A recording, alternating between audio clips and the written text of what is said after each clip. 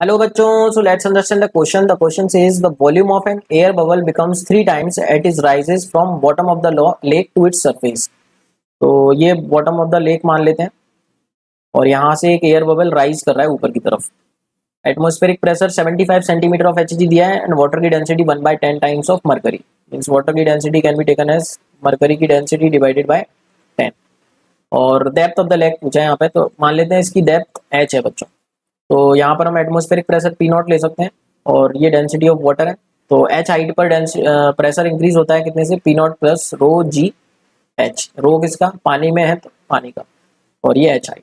सो बच्चों इस अगर इस पॉइंट को ए बोलें और इस पॉइंट को बी, तो ए से बी के दौरान टेम्परेचर चेंज नहीं होगा. यानी कि टेम्परेचर हम बोल सकते हैं कांस्टेंट है इस प्रोसेस में. जब एयर बबल राइज कर रहा है तो टेम्परेचर कांस्टेंट मानेंगे, तो पीवी को कांस्टेंट बोल सकते हैं. आइडियल गैस इक्वेशन अगर हम यूज करें तो P air bubble can be treated as a ideal gas. तो P V equals to constant ले सकते हैं उसके लिए. इसका मतलब P one V one equals to P two V to.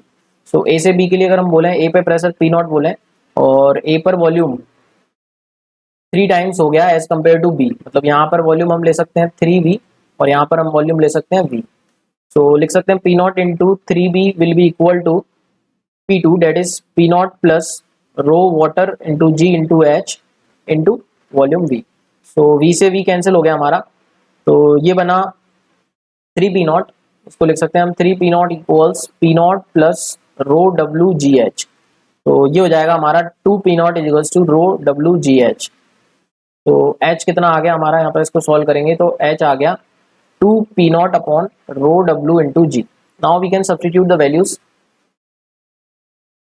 2p0 upon rho W G, ये आया हमारा 2p0 upon rho W into जी.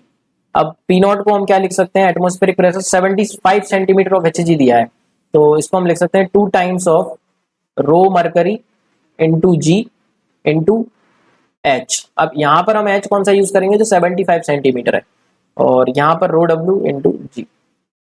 तो ये आ गया हमारा 2 इंटू, अब रो मरकरी हमको कितना दिया हुआ है, that is 10 times of rho W. तो यहाँ पे सब्सटीट्यूट कर देते हैं 10 times of rho W into G upon rho W into G. और ये एच हमको कितना दे रखा है, 75 सेंटीमीटर ऑफ Hg दे रखा है, तो इसको हम 75 ले लेते हैं.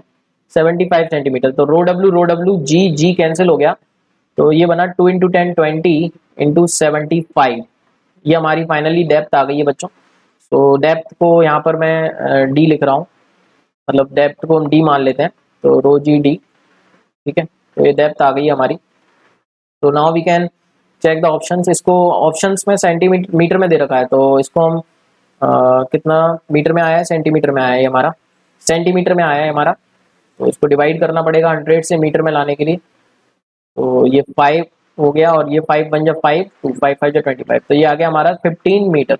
सो 15 metre is the correct answer. Let's check the option. Option third is matching our option. I hope you got the answer. Thank you so much and all the very best.